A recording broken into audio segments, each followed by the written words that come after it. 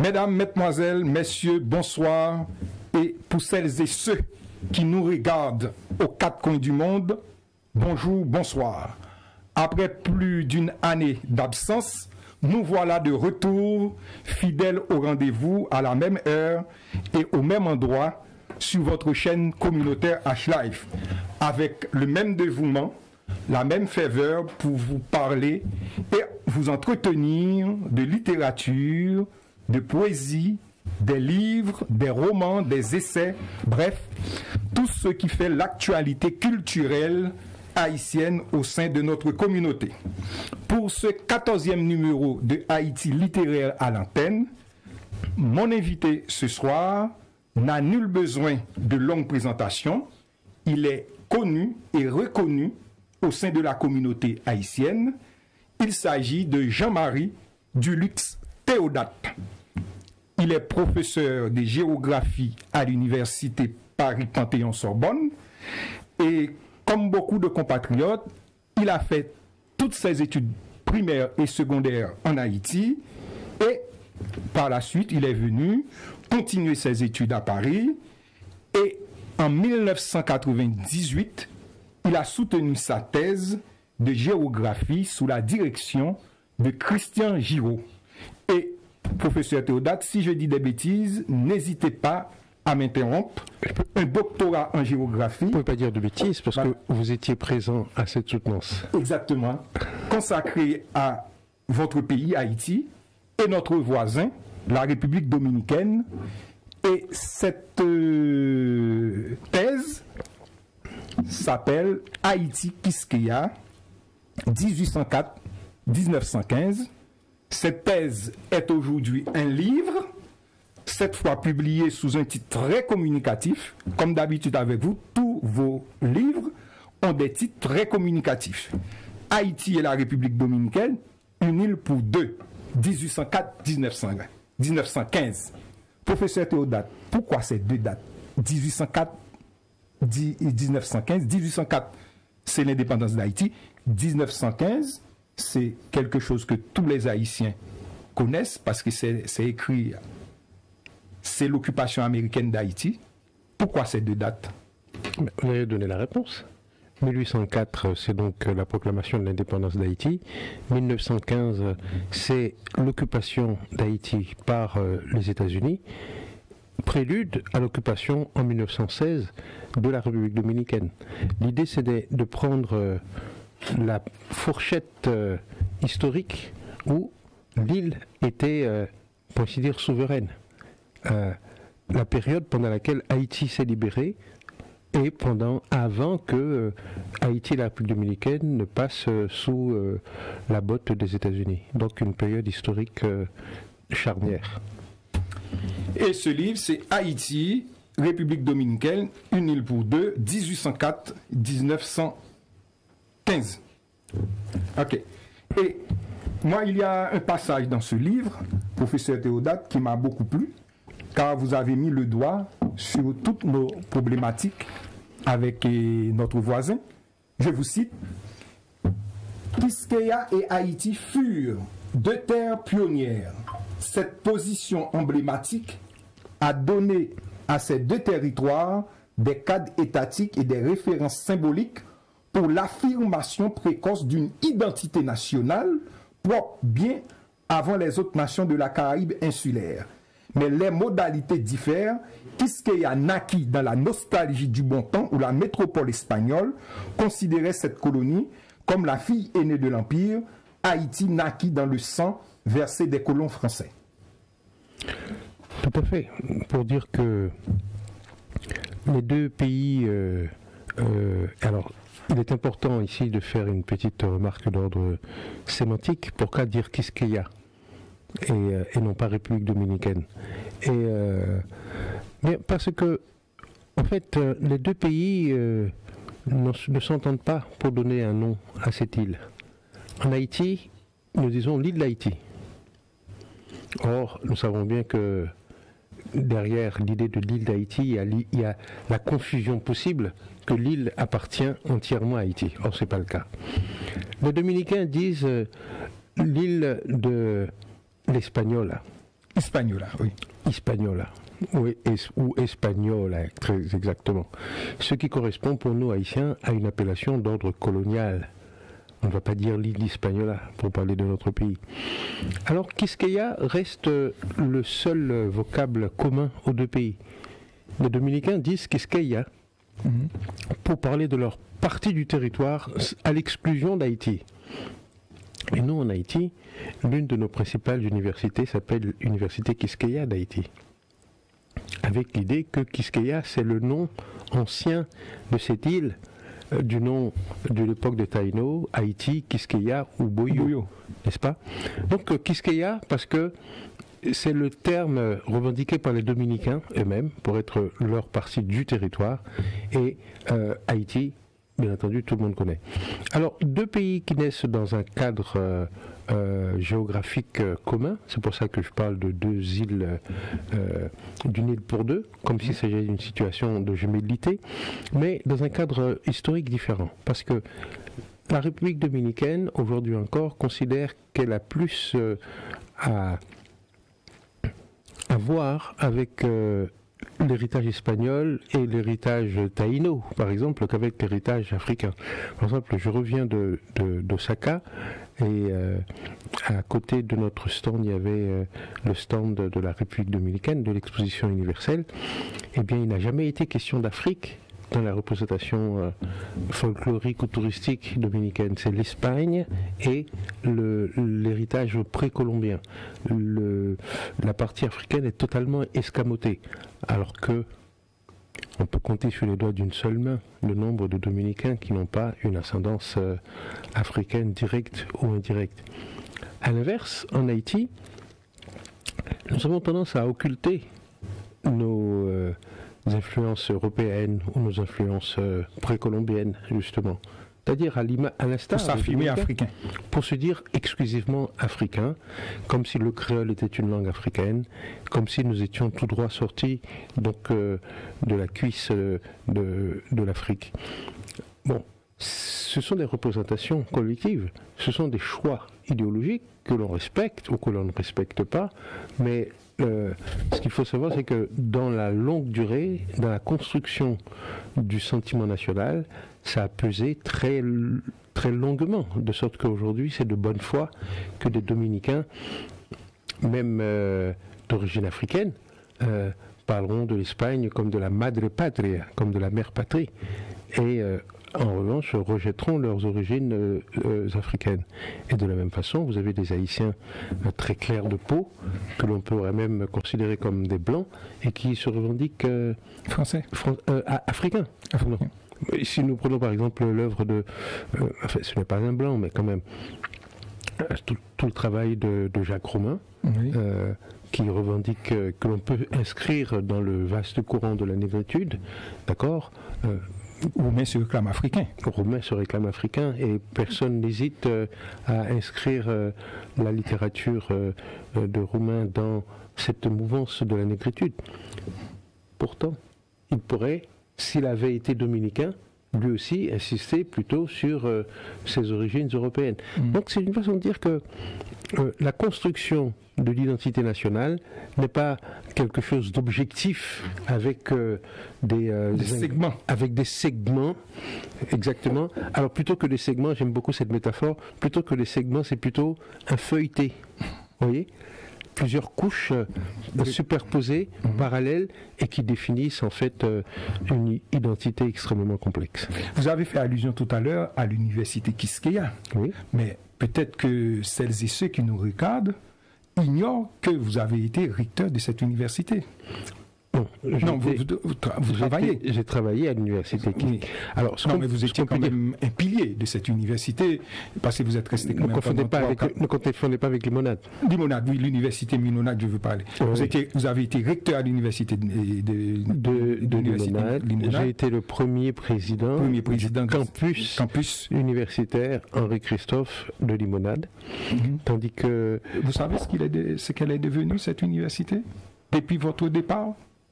Bon, il y a eu des hauts et des bas, et je pense que c'est à l'image du reste du pays. Il y a eu beaucoup de dégradation physique, on peut dire, parce que il me semble qu'il y a un petit problème, on va dire, de maintien des lieux, d'entretien, parce que c'est un bâtiment qui a coûté plusieurs dizaines de millions d'euros pour sa construction. Donc le maintien, l'entretien, ça compte aussi. Hein. Il faut compter à peu près 10% par an du prix d'un bâtiment en termes d'entretien pour que cela puisse se traverser la longue durée.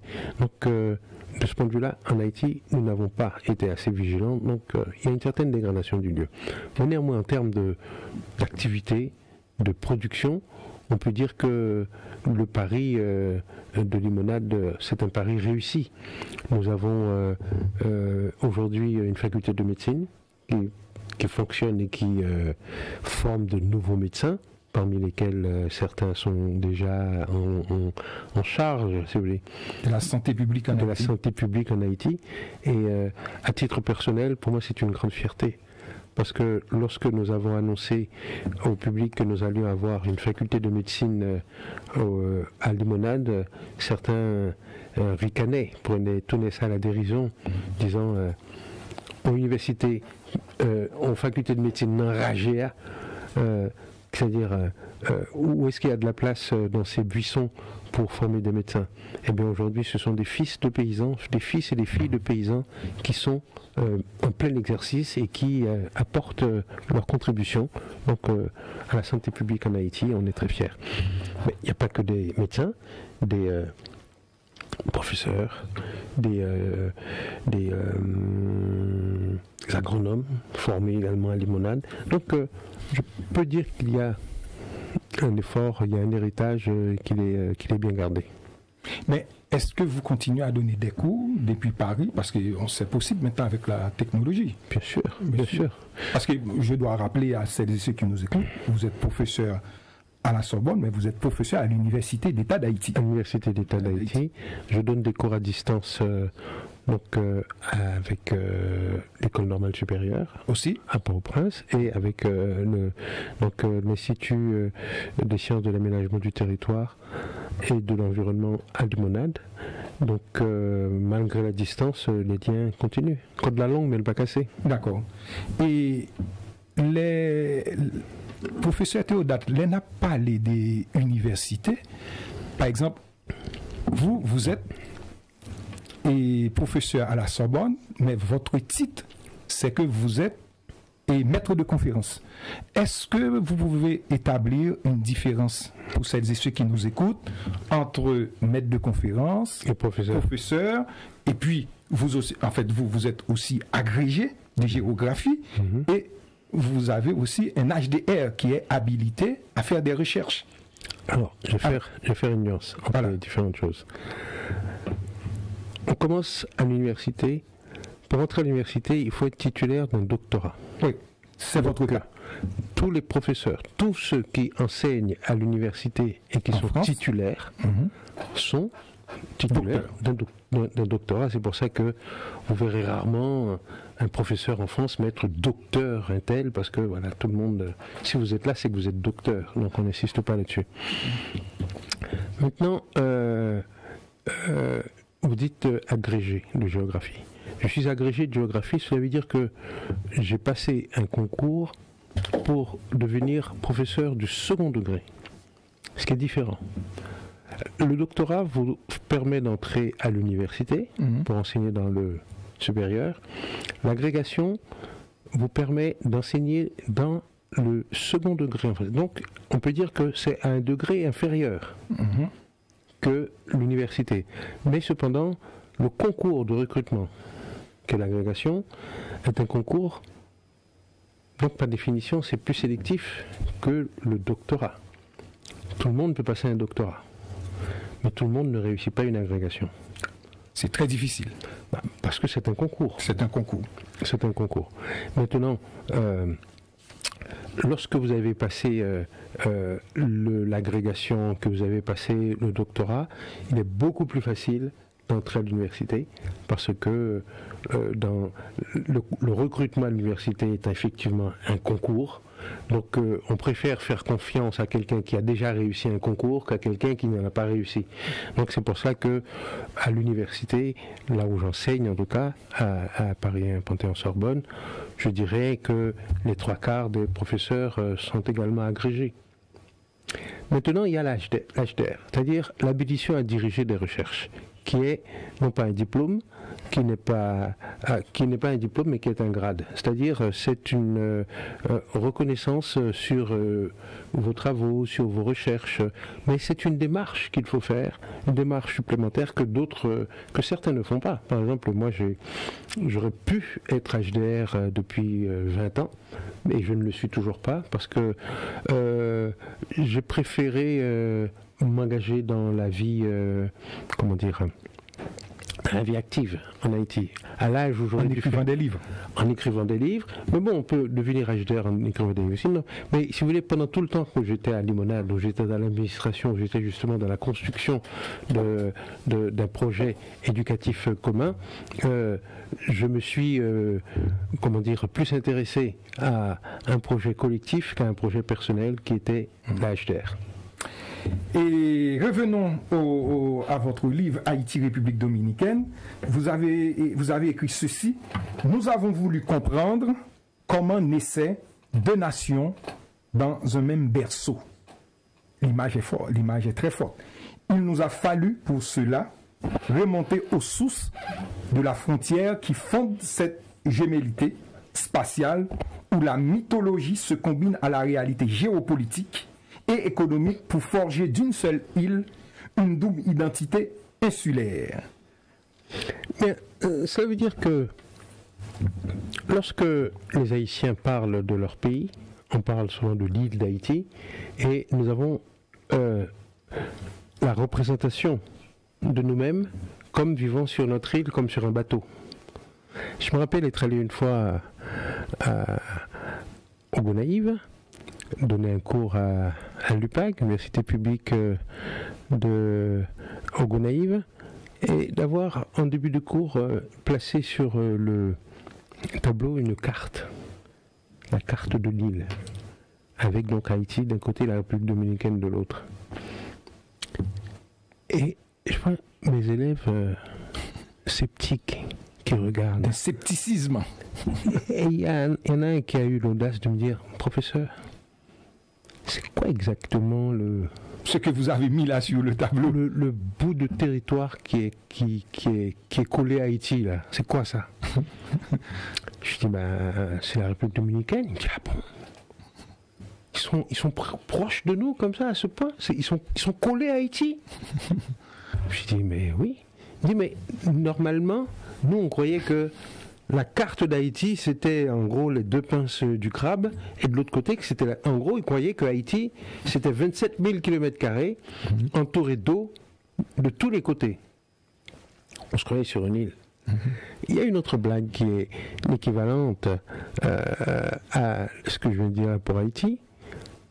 C'est raconté par Raphaël Emilio Yuneng, qui est un grand géographe dominicain, qui a écrit La Isla al Revés. Bon, la Isla al Revés, c'est le dictateur Trujillo. Non, pas Trujillo, mais celui qui lui a succédé, c'est Joaquín Balaguer. Oui. Lui, c'est La Isla como es. La Isla como es, l'île telle qu'elle est, de Raphaël Emilio Yuneng. Il raconte l'histoire d'un professeur qui présente aux élèves en République dominicaine leur pays, leur géographie, et leur dit « La République dominicaine est une île entourée d'eau et d'Haïtiens de tous les côtés. » Donc, là encore, le sentiment que j'ai, c'est le sentiment d'une insularité contrariée. Nous pensons des insulaires et on découvre qu'il y a un autre voisin de l'autre côté de l'île. Donc c'est dans cette insularité contrariée, inachevée, que j'ai trouvé, je dirais, le nœud gordien, la problématique, autrement dit, de ma thèse, et donc que j'ai essayé de comprendre comment on avait transformé cette insularité première en une double insularité. Et on sait que vous avez beaucoup milité, vous avez beaucoup écrit, et il fut un temps même à la Sorbonne, chaque année, à la fin de l'année universitaire, vous faites un séminaire pour parler des relations franco-haïtiennes. Et moi, j'étais toujours très assidu de cette rencontre. Mais vous êtes toujours aussi optimiste sur les relations entre les deux pays, entre les deux voisins, entre les deux pays, entre Haïti et la République dominicaine?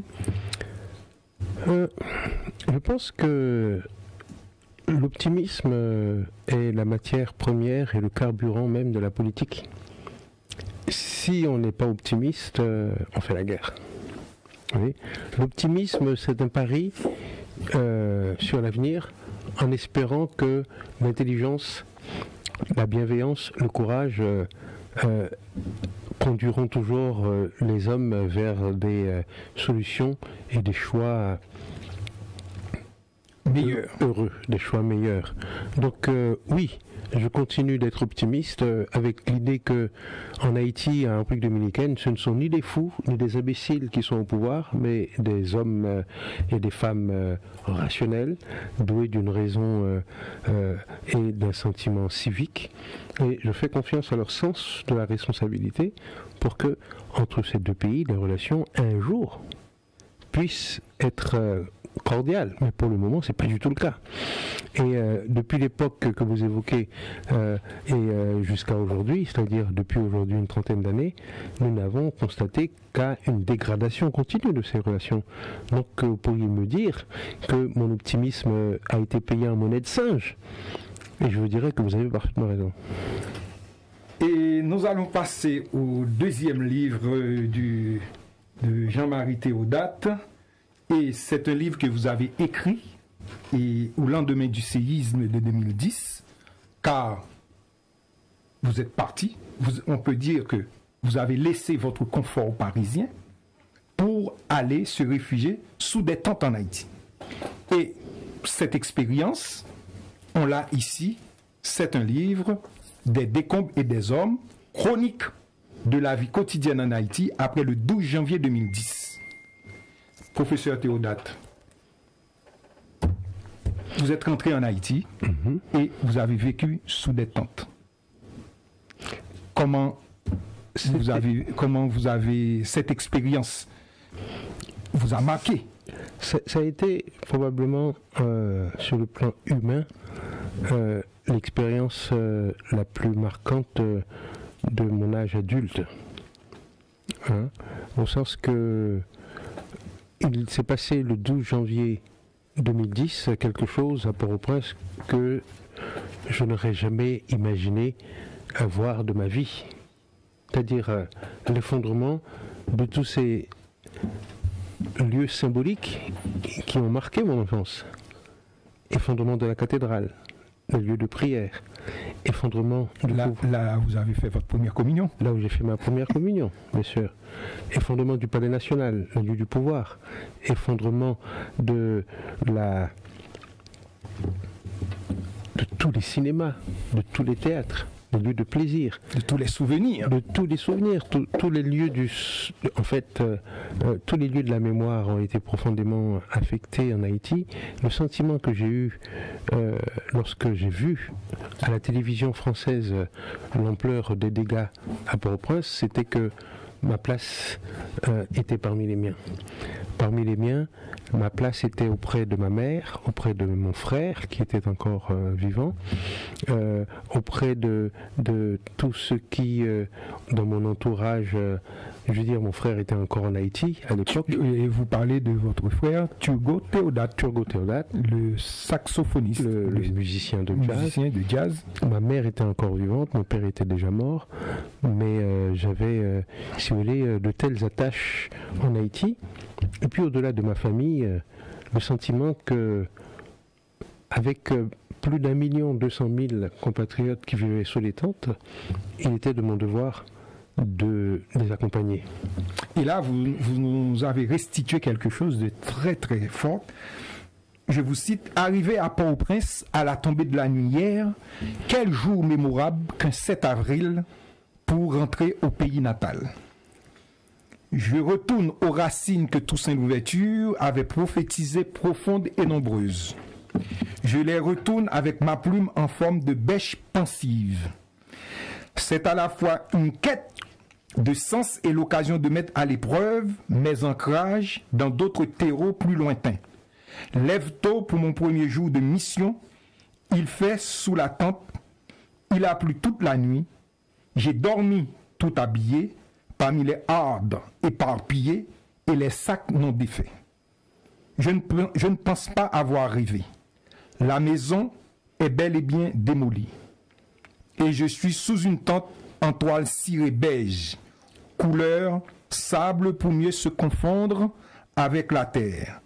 Je suis tombé tout bas, dès le premier soir, comme une pierre au fond d'un sommeil sans pause, et je me suis réveillé avec le premier coq du voisinage pour profiter de l'aube et voir avec la lumière du jour croître en moi la conscience du désastre. Donc, vous faites référence à cette chronique que j'ai tenue pendant près de 3 ans et qui était publiée donc sur France Info, donc des décombres et des hommes. Et ça, c'est la toute première chronique. C'est-à-dire, je suis rentré à Port-au-Prince le 7 avril 2010. Et nous avons toutes ces chroniques ici, dans ce livre, publié par l'Université d'État d'Haïti, et Presse Université d'État d'Haïti, là où vous avez travaillé. Tout à fait. C'est un livre qui est disponible sur le net. S'il y a des téléspectatrices et téléspectateurs qui veulent procurer ce livre, c'est tout à fait accessible. Il suffit d'aller sur Amazon, vous avez le livre. Des décombres des hommes. Des décombres des hommes. Tout à fait. Aujourd'hui, professeur Théodate, cette expérience que vous avez vécue sous les tentes, et est-ce que c'est quelque chose... Bon, d'abord, ce séisme. Il y a des gens qui disent qu'il y a encore des répliques de ce séisme en Haïti. Parce que depuis, on a eu d'autres séismes en Haïti. Oui. Alors, ce qu'il faut savoir, c'est que c'est comme la table ici, vous voyez, il y a des lignes qui traversent le plan de travail et qui, à certains moments, pourraient être détachées. Eh bien, Haïti, c'est pareil. C'est une table avec 3 grandes parties. Il y a une partie centrale qui correspond, on va dire, au bloc du département du centre, de l'Artibonite et de l'Ouest. Il y a un bloc sud qui correspond à la presqu'île du Sud et la presqu'île du Nord. Eh bien, entre ces 3 grands blocs, entre ces 3 panneaux, il y a ce qu'on appelle une ligne de faille, une ligne de cassure qui va depuis l'Amérique du Sud, d'un côté, depuis l'Amérique centrale, pardon, du golfe du Honduras, et qui se prolonge jusqu'en République dominicaine, dans la Sierra du Baruco au sud. La faille du Nord, elle se poursuit dans l'est de Cuba et on la rejoint dans la partie occidentale de la République dominicaine, dans la baie de Samana.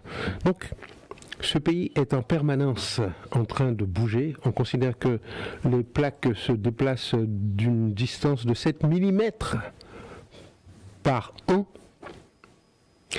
Donc ça, c'est la vitesse, on va dire, normale de séparation entre les différents panneaux. Mais comme ce n'est pas un glissement continu, c'est un glissement qui se fait par saccades.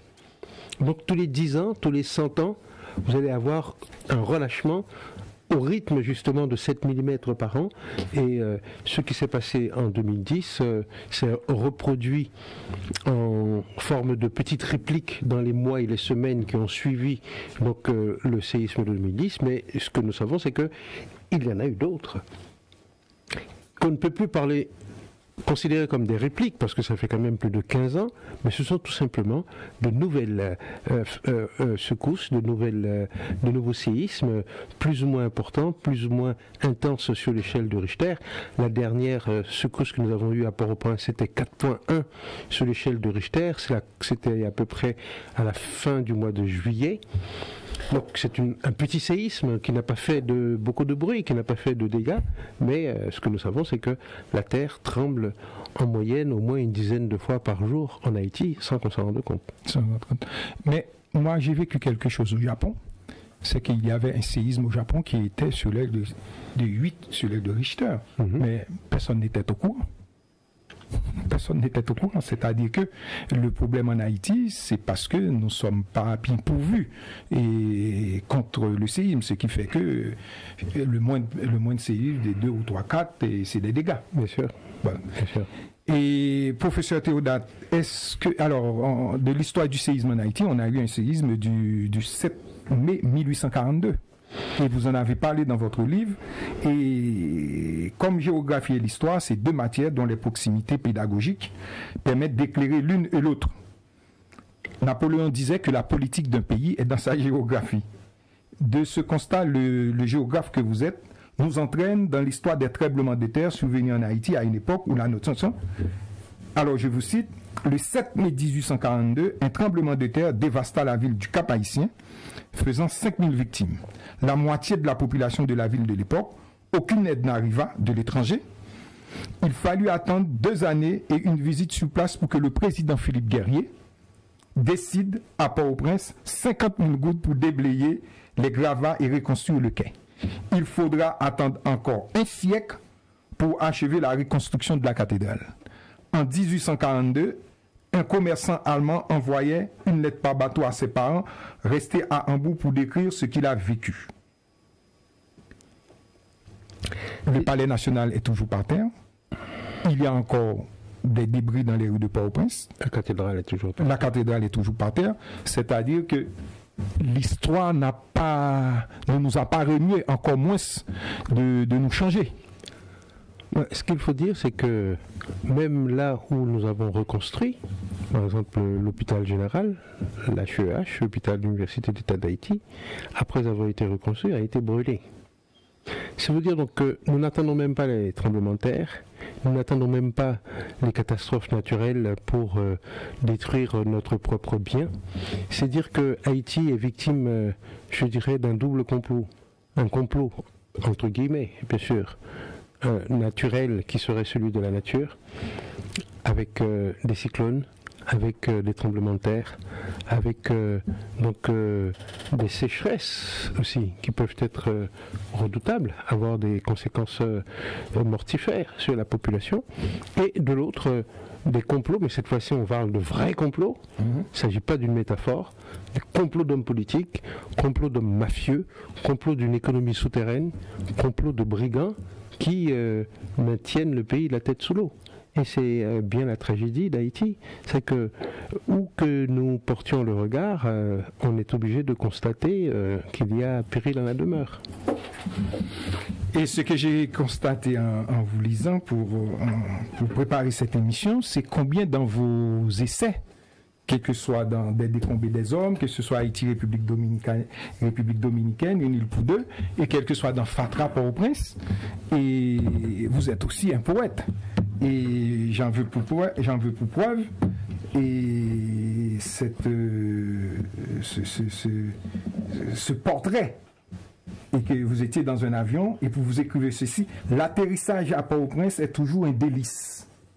Plaisir de survoler la baie de la Gonave, les ailerons de l'avion, par le hublot, dressés comme ceux d'un requin, fendent les nuages comme un grand fauve marin qui coupe les vagues écumantes, tournoyées sans bruit dans le grand ciel, survolant tour à tour la Gonave, Léogane, Martissan, Port-au-Prince, puis de nouveau la Gonave, Léogane, Carrefour, avant de se poser doucement, en rasant les toits des cités soleil, est un exercice d'acrobatie visuelle et de gymnastique ailée pour l'estomac, tant les virées proches de la verticale m'ont paru épouvantes.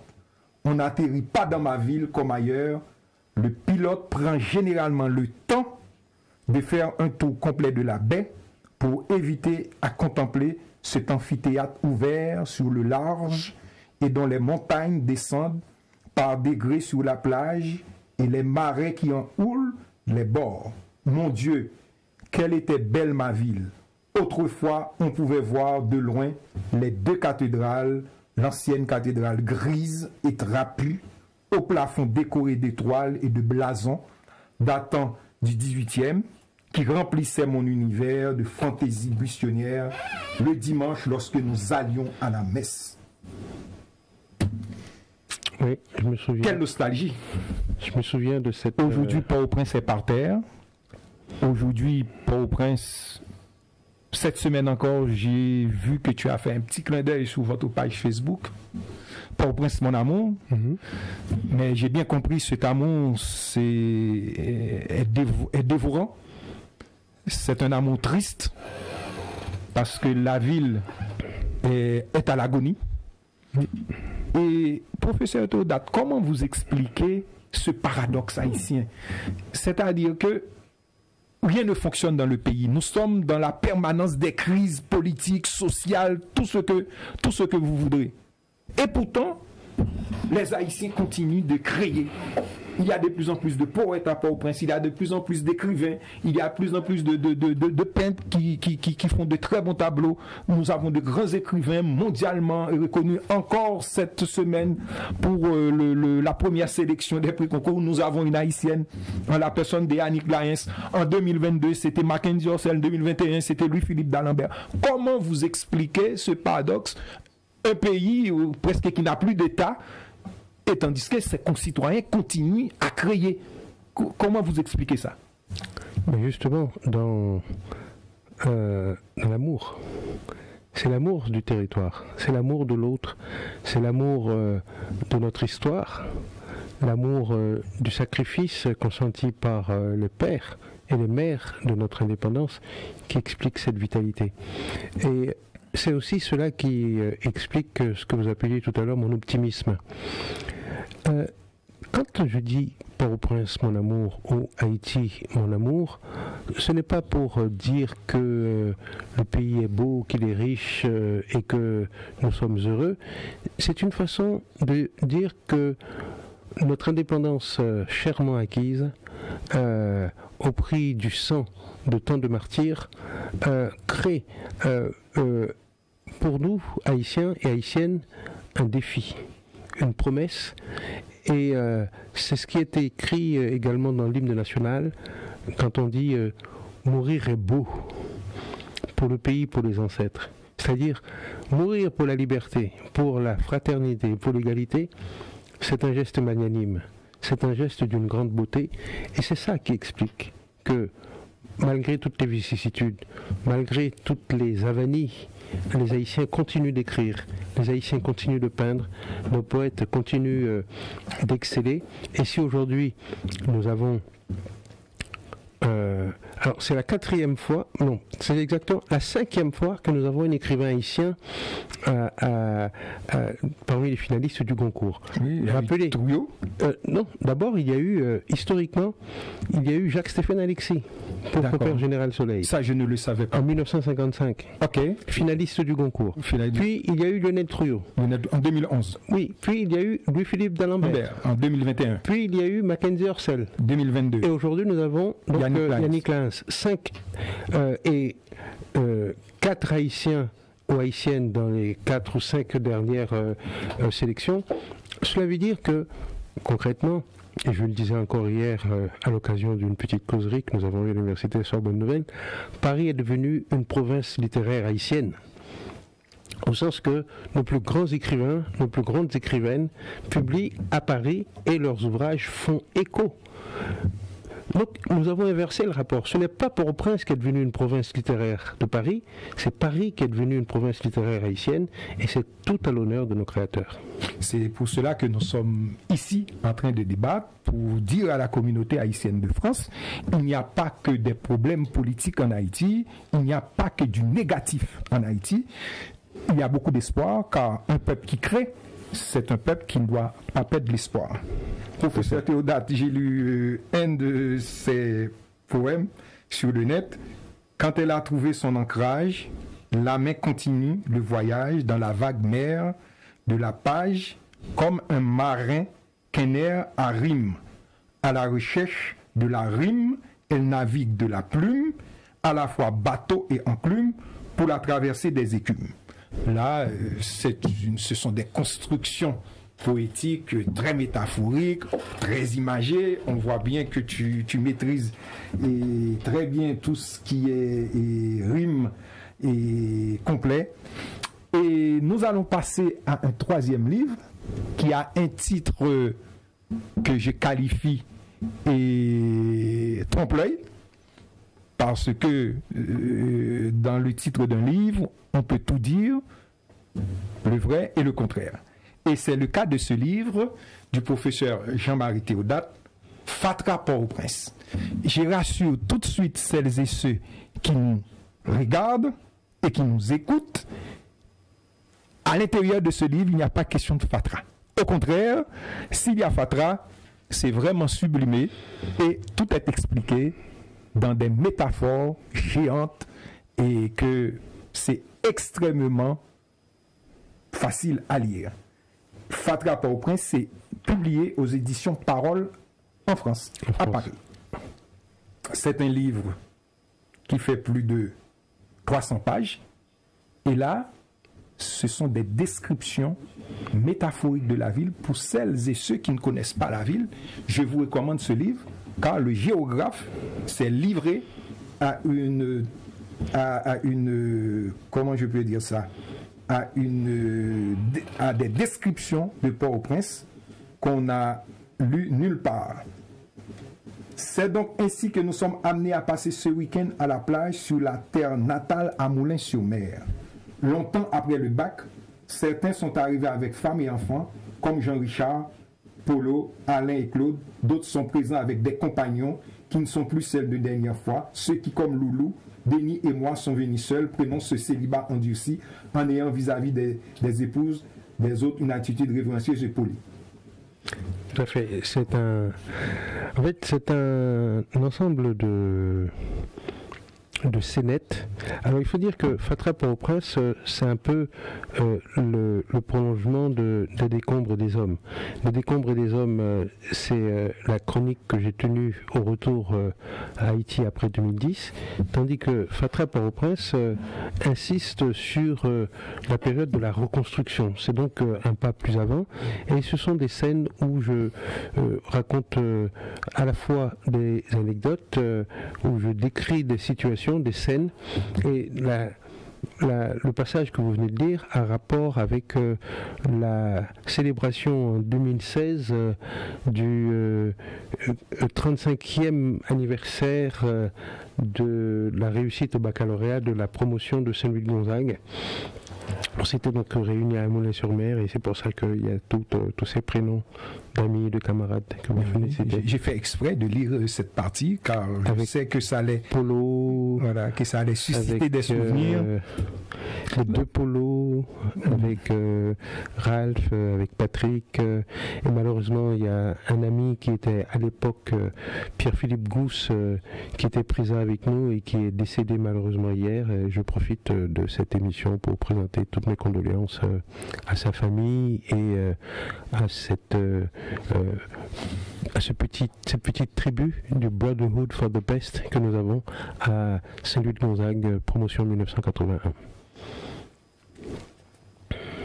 Nous allons continuer avec notre lecture de Alors, Scénette 10, Fatra la vie. Dans le Fatra des souvenirs, il y a des roses à retardement cachées, dans les ténèbres, et qui soudainement, à l'occasion d'un rayon de lumière dans la mémoire, éclosent. Ce sont des roses tardives, dont la ferveur aurait la chance de s'ouvrir en silence longtemps après les sentiments qui les ont fait grandir. J'entends parfois en moi le bruit diffus, le déchirement subreptice, qui secrètement sépare leurs pétales, les signale aux antennes de l'esprit et fait que le cœur les décèle jusque dans la plus fine intimité du soupir. Alors, autour de moi, tout devient parole et les sensations elles-mêmes se découvrent une inédite intensité d'impression dont la candeur aurait la grâce de me faire renaître un instant. C'est aussi quand on parle de Port-au-Prince. Oui, c'est-à-dire là, j'avoue que à la relecture, je me dis que j'aurais dû faire plus court, j'aurais pu faire plus simple, j'aurais pu faire plus concis. Ce sont des pages que je ne récuse pas, mais à vous entendre les lire, j'ai l'impression qu'elles ont été écrites par quelqu'un d'autre que moi. Parce qu'aujourd'hui, je n'écrirai plus comme ça. Professeur Théodate, vous êtes exigeant exagérément avec vous-même. Non, ce que vous avez écrit là, c'est de très très belles pages. Et on a des métaphores géantes. Et justement, je préférerais aujourd'hui faire plus humble. Plus humble, plus discret. Bon, mais ce sont des péchés de jeunesse. Alors, moi j'aime bien cette partie. C'est net 18, parole Legba. La ville est à présent un damier de tons gris que la brume matinale iris vers l'Orient.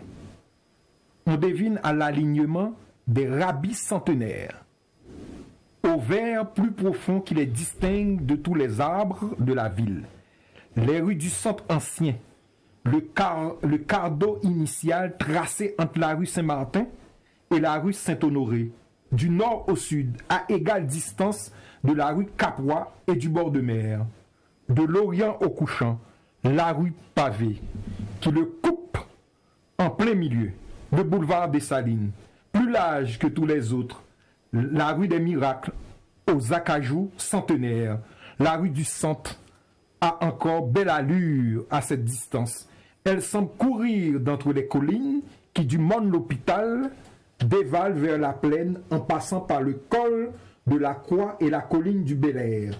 Je voudrais deviner de loin le toit de ma maison et je verse une larme, car la maison n'existe plus depuis belle lurette dévastée comme tant d'autres par le séisme du 12 janvier. N'est-ce pas? Tout à fait. Là, c'est une description du centre-ville qui est le quartier natal, le quartier où j'ai grandi et qui aujourd'hui est devenu totalement impraticable. Non seulement il y a eu le tremblement de terre de 2010 qui a tout dévasté, mais depuis il y a eu la vague des gangs, la vague terroriste des gangs qui a fait fuir toute la population. Et aujourd'hui, non seulement la maison natale n'existe plus, elle a été dégagée par le séisme, mais ce qui a été construit depuis a été pillé, incendié par les bandits. Donc le sentiment que l'on a quand on regarde aujourd'hui la ville avec un peu de recul et surtout dans la distance, nous regardons ça depuis Paris, c'est le sentiment d'un immense gâchis, le sentiment d'un mauvais usage d'un site qui géographiquement est l'un des plus beaux de toute la Caraïbe. On a de quoi ici faire un véritable bijou en termes urbanistiques pour accueillir des croisières, pour accueillir d'abord les propres enfants d'Haïti. Cette ville qui est construite complètement, je dirais, à l'horizontale, pourrait être beaucoup plus volumineuse. On pourrait avoir des logements sociaux à la place des bidonvilles qui pourraient loger des centaines de milliers de personnes plutôt que de phagocyter la plaine du cul-de-sac qui était le grenier le plus important de la colonie. Donc le désastre port-au-princien est à la fois environnemental, il est social, il est économique, mais il est aussi culturel. Parce que lorsque nous parlons d'exode de population, lorsque nous parlons de destruction, d'incendie de maisons, ce sont des artefacts, ce sont des lieux de sociabilité, ce sont des éléments de notre patrimoine matériel et immatériel qui sont dispersés, qui sont mis en danger. Donc je parle aujourd'hui avec, je dirais, le langage de l'ancien qui a connu des temps passés, mais ce qu'il faut savoir, c'est que dans une ou deux générations, tout ce que je raconte aura cessé d'exister. Et pour les si autres, rien n'est fait, et on me lira comme on lira la Bible, c'est-à-dire en se disant, mais de quoi est-ce qu'on parle? Ça n'existe pas. On pourra douter de l'existence de ce Port-au-Prince dont je parle. Mais, professeur Théodate, on sait très bien que vous avez quand même fait une petite révolution en matière d'enseignement en Haïti, parce qu'on vous a vu à plusieurs reprises avec vos étudiants dans les rues de Port-au-Prince. Faire du terrain. Faire du terrain. Bien sûr. Mais ça, c'est la géographie qui veut ça. On dit que la géographie commence à pied. Bon, il y a des professeurs de géographie en Haïti qui ne le font pas. Tous ceux que j'ai formés, en tout cas, tous ceux qui aujourd'hui sont à l'œuvre sur le terrain, et dont beaucoup sont mes anciens étudiants, ils savent que la géographie commence par le terrain. Par le terrain. Et nous avons mis en place, à partir de 2010, avec les étudiants de l'école normale supérieure, nous avons mis en place un protocole justement de recherche qui consiste à faire, on va dire, contre mauvaise fortune, bon cœur. Puisque la ville était en vrac, puisque tout était dévasté, nous avons eu ce qu'on appelle une démarche heuristique qui a consisté à inventer une nouvelle science à partir de notre expérience au quotidien. Ça a été cette géographie, je dirais, immanente, cette géographie créole. D'abord, elle se fait en langue créole. Il a fallu mettre des mots sur les mots MOTS sur les mots MAUX et les mettre en créole de façon que tout le monde comprenne. Nous avons fait un travail de traduction de tous les concepts fondamentaux et c'est pour cela que pendant les 9 années où j'ai enseigné la géographie en Haïti, de 2010 à 2019, où je l'ai fait dans ma langue maternelle, dans ma langue créole. J'ai eu le sentiment de réapprendre mon métier et aujourd'hui que je peux faire un cours magistral en français comme je le ferai en créole, j'ai l'impression d'avoir 2 tigres sous le capot. Mais en fait, je connais tout en Haïti que vous gagnez ou entretenir de proximité avec vos étudiants. Je suis capable même de dire que la plupart de vos étudiants sont devenus des amis avec lesquels vous échangez tout le temps. Actuellement là à Paris, c'est un de vos étudiants qui est ambassadeur de la République d'Haïti en France. Et bon, je dirais que j'ai eu l'honneur de participer effectivement à sa formation, à la fois à l'école normale supérieure et à l'académie diplomatique Jean-Bryce Mars. Et j'ai l'âge justement où la retraite approchant arrive aujourd'hui en position de responsabilité des gens qui ont été mes étudiants. Je pourrais parler de Jean-Odile Etienne, je pourrais parler également de Florida Tout-Puissant Florida.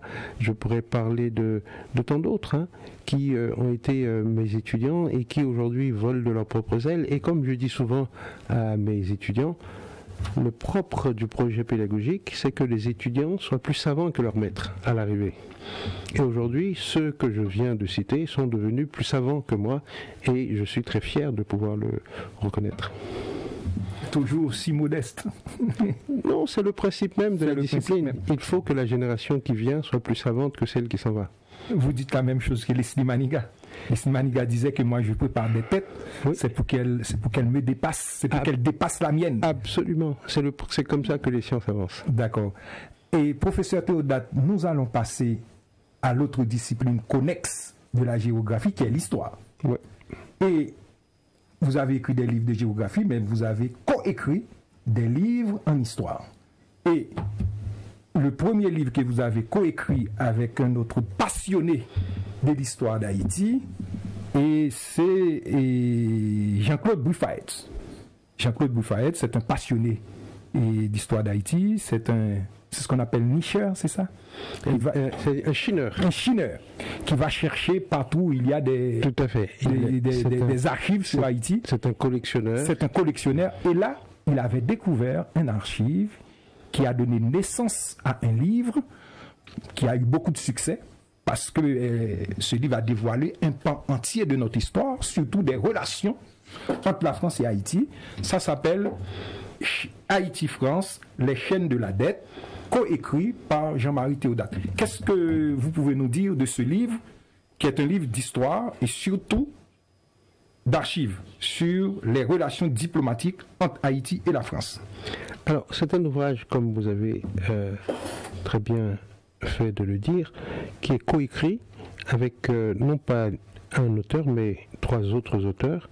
Il y a d'abord Marcel Dorigny, qui nous a quittés, malheureusement.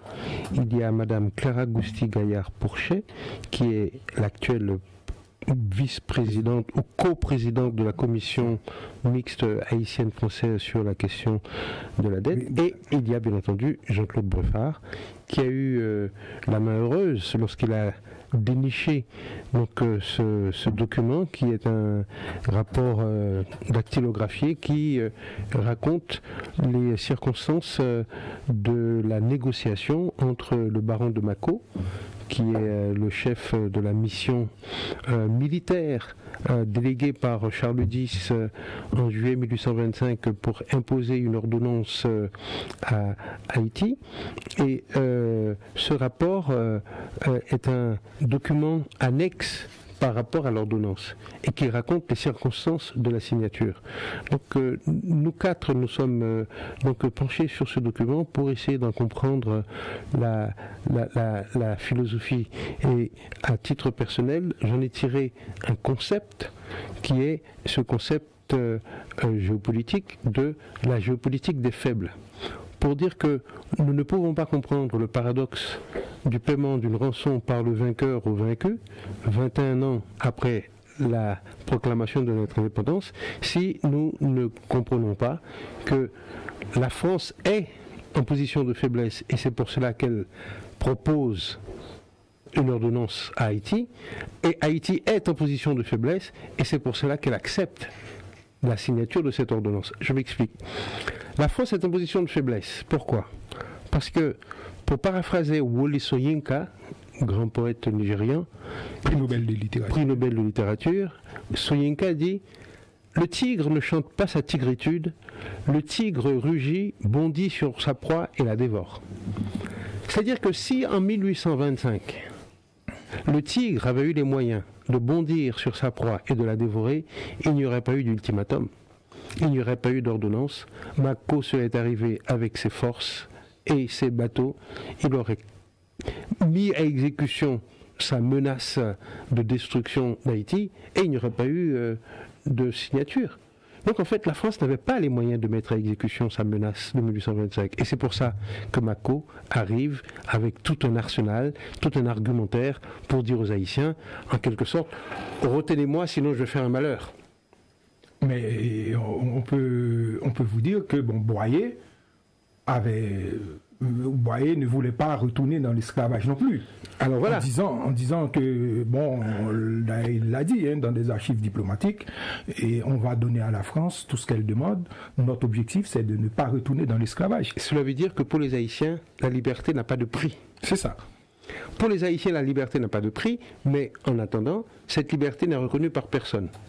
Ni par les États-Unis, ni par la France, ni par l'Espagne, ni par l'Angleterre, ni même par les républiques sœurs d'Amérique du Sud, que nous avons pourtant aidées à proclamer leur indépendance. C'est en Haïti en 1806 que Miranda a créé le drapeau commun à la Colombie, à l'Équateur et au Venezuela, à Jacmel. C'est en Haïti que Simon Bolivar est venu chercher des forces après sa défaite en 1813. Donc, tous ces éléments pour dire que Haïti avait un handicap. Nous avions un défaut de reconnaissance et c'est pour ça que je parle donc de double faiblesse, de géopolitique des faibles. Faiblesse d'un côté pour Haïti, faiblesse de l'autre également pour la France. Et c'est dans cet entre-deux que les deux cocobés, si j'ose dire, se sont mis d'accord pour avancer ensemble. Voilà, c'est ce que vous avez résumé ici. Le baron avait conscience d'écrire une page importante de l'histoire d'Haïti. De là, un rapport qui allie le souci de la rigueur dans l'analyse et le goût de la pose dans l'écriture. Le baron veut s'adresser à la fois à son supérieur direct et à la postérité. Grand commis de l'État, il a une très haute idée de sa fonction et de son rang.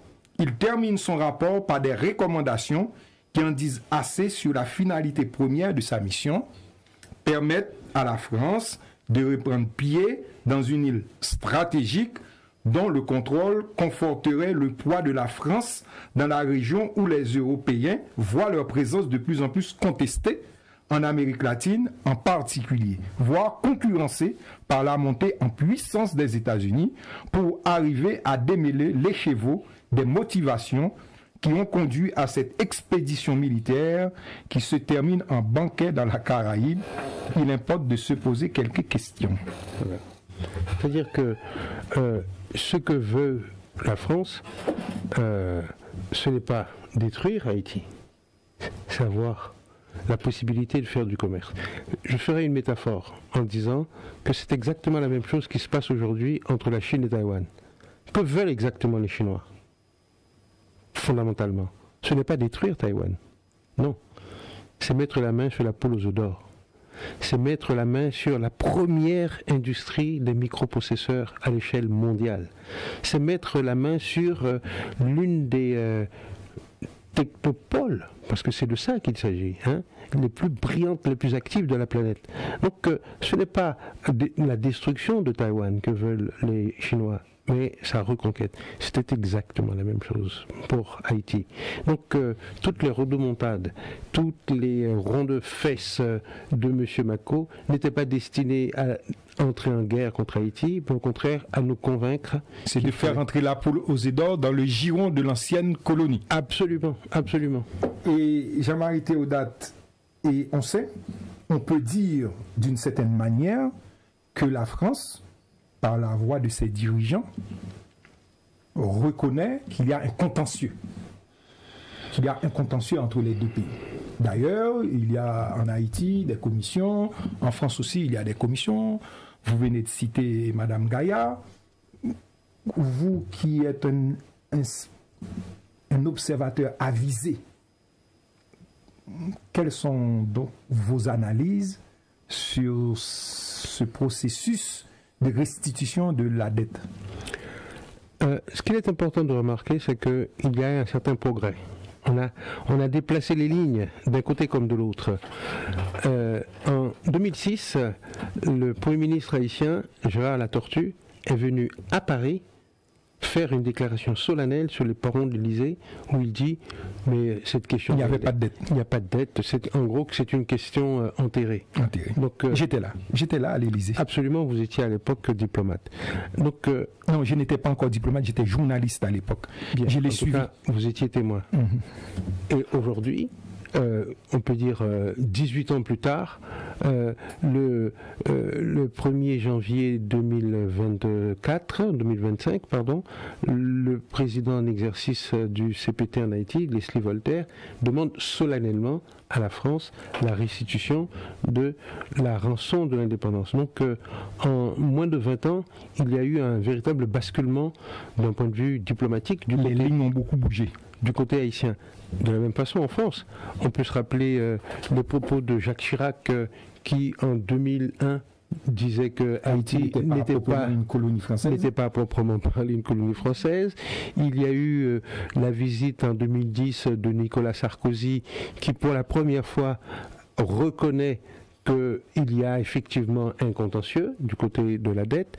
En 2015, c'est le président François Hollande qui va en Haïti, qui reconnaît l'existence d'une dette morale.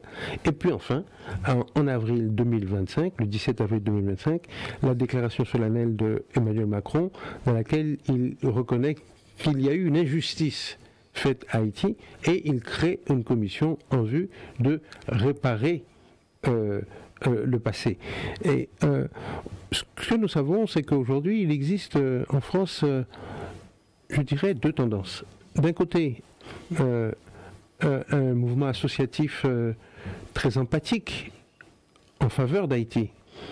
La Fondation pour la mémoire de l'esclavage, par exemple. Le comité... à sa tête, Madame Vergès. Avec à sa tête, Madame... Non, avec à sa tête, Madame... non, c'est Pierre-Yves Boquet et Aïssata Seck. Ok. Qui sont à la direction effective, et puis c'est surtout Jean-Marc Ayrault, qui est le président... L'ancien Premier ministre, l'ancien ministre des Affaires étrangères. Tout à fait. qui est donc l'ancien maire de Nantes. Ancien maire de Nantes. Donc, et qui a beaucoup milité et qui, au mois de mai, non, au mois de février déjà 2025, publiait une note qui demandait à la France de prendre en compte la revendication haïtienne. Donc, déclaration de la Fondation pour la mémoire de l'esclavage, la déclaration de Emmanuel Macron, la résolution prise par les députés à l'instigation de LFI, la France Insoumise, qui le 5 juin 2025 demande là encore au gouvernement français de faire un effort pour la restitution. Donc il y a eu un véritable déplacement des lignes en faveur d'Haïti du point de vue associatif. Maintenant, il y a l'aspect politique. C'est-à-dire au niveau de la classe politique française, aujourd'hui, à part LFI, qui se démarque du reste de l'échiquier politique français et qui justement appuie les positions haïtiennes, il n'existe aucun ténor de la scène politique française pour appuyer la position haïtienne. Cela veut dire que entre une simple résolution prise par les députés et une loi, il y a dans le système administratif français un véritable parcours du combattant pour transformer donc cette résolution en une mesure légale qui obligerait l'État français à rembourser Haïti. Donc c'est vous dire que beaucoup a été fait depuis une vingtaine d'années en termes d'éléments de langage, mais le terrain qui reste à parcourir, la trajectoire qui reste entre cette disposition, on va dire, éthique et des décisions pratiques, c'est-à-dire la justice réparatrice effective, le temps et l'espace sont infiniment longs. Oui, on constate aussi qu'il y a beaucoup de mairies qui invitent des Haïtiens à venir discuter de ça. Bon, c'est une évolution. Mais maintenant, du côté haïtien, professeur Théodate, est-ce que vous pensez que la commission, parce qu'il y en a deux, hein, commission qui... Est-ce que vraiment il y a une volonté de produire des documents et pour le jour J où l'on va négocier, on ne sait pas sous quelle obédience onusienne ou... Est-ce que les autorités haïtiennes produisent quelque chose, produisent des réflexions là-dessus?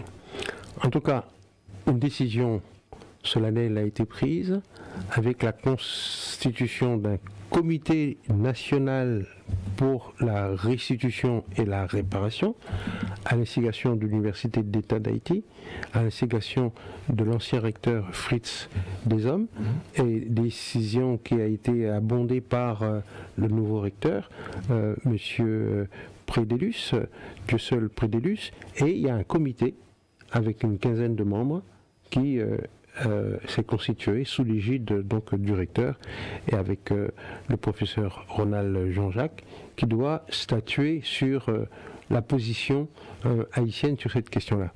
Puis il y a cette commission mixte avec à sa tête Madame Clara Gousty-Gaillard-Pourchet qui est en phase de construction aussi, où ce sont des historiens haïtiens qui vont s'asseoir autour d'elle pour donner le change à leurs partenaires et à leur alter ego français. Je pense que, au vu de la composition de ces deux, enfin de ce comité national haïtien en tout cas, on y trouve des intellectuels et des chercheurs et des chercheuses de grande qualité, des gens capables de faire avancer le débat. Mais ce qu'il est important de dire et de rappeler à celles et à ceux qui nous écoutent, c'est qu'il s'agirait de toute façon d'un construit collectif. Il faut que historiens, historiennes, haïtiens, haïtiennes, français et françaises se mettent d'accord pour un narratif commun, pour trouver les mots, les concepts justes à appliquer, si vous voulez, à ce récit, parce que les mots ne sont pas innocents. Selon les termes que vous allez utiliser, il y aura des conséquences d'ordre juridique. Ce n'est pas la même chose de dire tuerie, meurtre, assassinat ou carnage. nous savons que sur le plan sémantique, cela n'a pas du tout le même sens.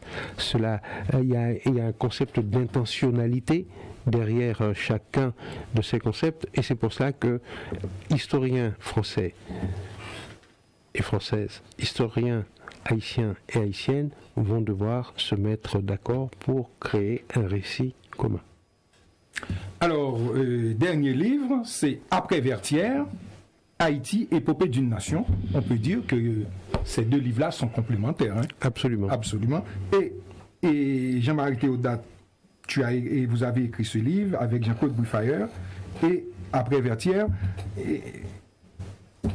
Est-ce qu'il n'est pas extrêmement difficile d'évoquer les épopées de 1803 consécutives à l'acte de l'indépendance 1804, compte tenu de notre situation aujourd'hui?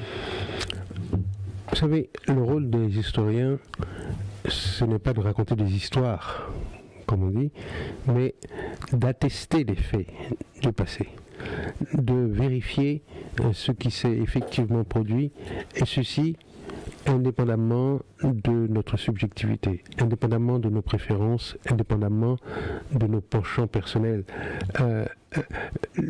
Paul Venn, qui est un historien que j'aime beaucoup, un historien de l'Antiquité romaine, il dit que l'histoire, c'est le film rétrospectif d'un passé qui ne reviendra plus, et où il nous appartient de remonter la chaîne des événements pour essayer de leur assigner une logique, pour essayer de les rendre rationnellement acceptables pour un cerveau humain. C'est-à-dire écarter les explications les plus farfelues, écarter les causalités fantaisistes pour dire non, A plus B égale C, et non pas C' et non pas D'. Alors c'est pour cela que même lorsque les conclusions sont tristes ou désavantageuses pour notre image, on fait le travail. Il faut avoir parfois le courage de serrer les dents, de se boucher le nez, mais d'ouvrir les yeux et d'ouvrir les oreilles pour comprendre ce qui se passe. Professeur Théodat, merci. Nous avons bien parlé et discuté de littérature haïtienne, de vos livres, et de l'histoire d'Haïti, de la culture haïtienne, et surtout, et j'espère que celles et ceux qui nous regardent et vont creuser tout ce que nous venons de parler ici, c'est-à-dire que vos livres pour apprendre des choses sur Haïti, car notre jeunesse ici parfois pense que il n'y a rien à faire en ce qui concerne Haïti, car les images que les jeunes haïtiens reçoivent ici parfois les découragent à s'intéresser à Haïti.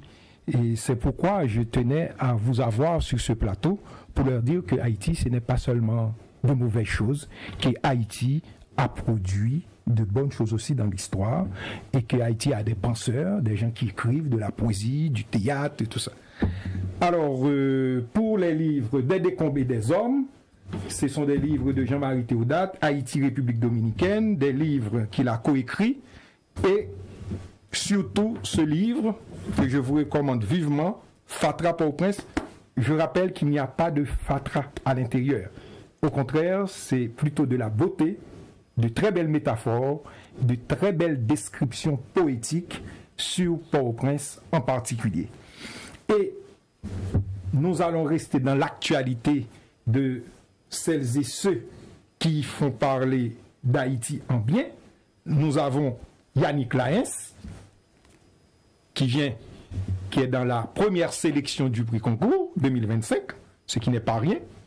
Et, comme toujours, avec notre ami Louis-Philippe d'Alembert, qui vient d'écrire son dernier recueil de poésie.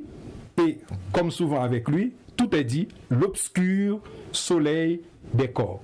Et là, c'est un voyage infiniment exotique, terrible, où les constructions de métaphores chez D'Alembert a été toujours quelque chose de succulent. Et comme nous parlons de poésie, nous allons passer à la politique, disons plutôt à la géopolitique. C'est une thèse de Maryse Saint-Pierre-Cyprien. Si vous voulez savoir et tout ce qui se passe dans le Petro-Caribé, qui a fait beaucoup d'actualité, je dirais même qui a défrayé les chroniques, eh bien, n'hésitez pas à vous procurer cette thèse et qui est un livre maintenant sur Hugo Chavez et sur Petro-Caribé. Et le livre qui vient de sortir chez L'Harmattan, c'est un ancien président de la République provisoire qui parle, c'est M. Jocelyn Privert, c'est son deuxième livre. Son deuxième livre, le premier est sorti toujours chez L'Harmattan en 2024 et il continue le processus de publication de ses mémoires et au service d'Haïti de 2001 à 2016. C'est aussi à lire. Professeur Théodate, pour la conclusion, je vous écoute.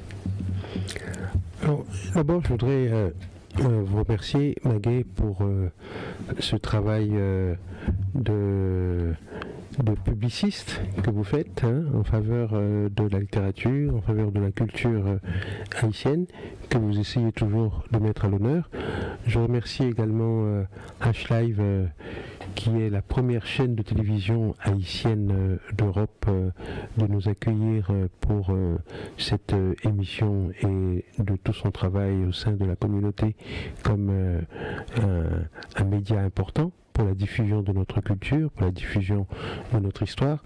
Et merci également pour l'occasion qui m'est donnée de m'adresser aux jeunes, comme vous dites, en espérant que les jeunes effectivement nous regardent, mais je dois avouer que j'ai peu d'espoir que ce soit ce genre d'émission que la jeunesse haïtienne de France regarde, mais si par extraordinaire il y en a une ou deux qui nous écoutent, c'est un plaisir de parler à la jeunesse. Il faut essayer. Il faut essayer. Alors, d'autres activités culturelles qui va mettre à l'honneur l'histoire d'Haïti, c'est la pièce de théâtre d'Éric Soré. Ce sera le 18 et 19 octobre à l'église de Groslay, où il prononcera une éloge funèbre de Marie-Claire Heureuse. Tout à fait. Voilà, je vous convie à y aller parce que c'est très intéressant et de cette initiative de mettre en exergue une page de notre si belle histoire. Sur ce, je vous laisse. À bientôt. Au revoir.